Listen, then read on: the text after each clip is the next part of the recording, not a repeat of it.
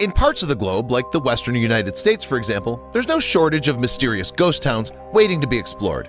Yet each and every one of them is small potatoes next to a fascinating place nestled in the eastern portion of Turkey. Why is that? Well, because this place is an entire ghost city. Very near to the Turkish border sits an abandoned ghost city of Ani.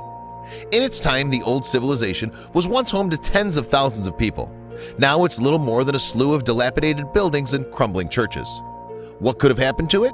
The truth might just amaze you.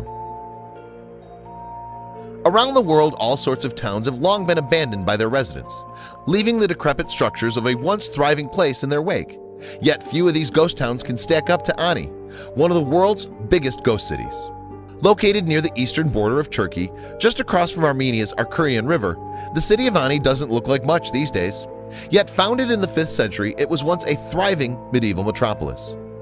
Often referred to as the city of 1,001 churches, Ani is now little more than a cluster of abandoned buildings. But what happened to the thousands of people who called it home? And why did they decide to abandon it forever? Regarded by historians as a powerful center of empires and kingdoms, it's difficult to imagine a place that housed so many people would be totally abandoned without a good reason, right? Situated on a number of trade routes, the city of Ani was the crown jewel and capital of the Kingdom of Armenia, an independent state established in 884 AD. Still, there was trouble ahead. Over the years, the burgeoning city grew to an astounding 100,000 people, an especially impressive feat for the time period.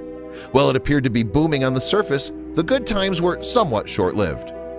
Throughout its 5-empire rule, spanning 3 centuries, Ani experienced all sorts of devastation.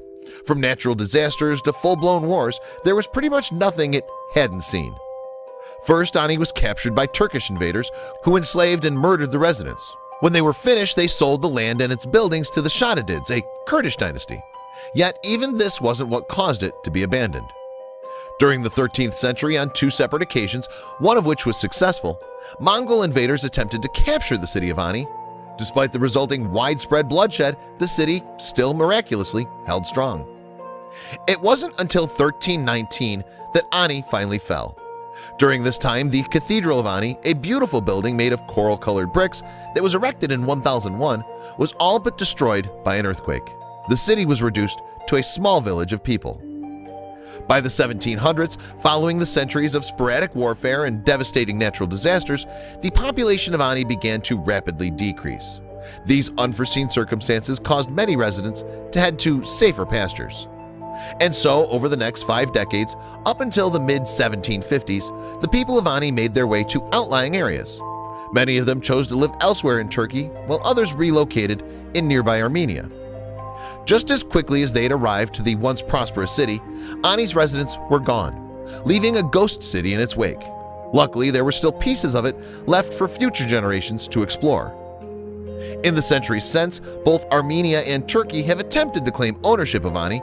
Since it's situated in a sort of no-man's land within the provincial territory of Turkey's Kars but very near the Armenian border, no one has ever truly been able to stake claim.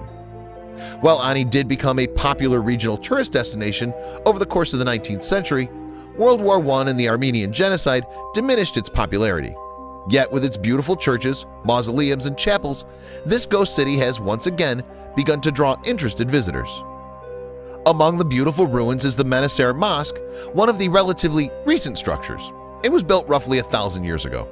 Historians believe the structure stands as proof of the city's multicultural backgrounds. Likewise, the Church of the Redeemer, a structure made during the Armenian Bagratid dynasty, which lasted from the 9th to the 11th centuries, is another of Ani's many tourist draws. Unfortunately, of its 19 formerly magnificent archways, little remains. One of the more recent discoveries in Ani came during the 1900s when a group of archaeologists unearthed an ancient mausoleum buried beneath a church. The 12-sided chapel housed the remains of Prince Gregory Pahavuni of the Bagratid Armenians.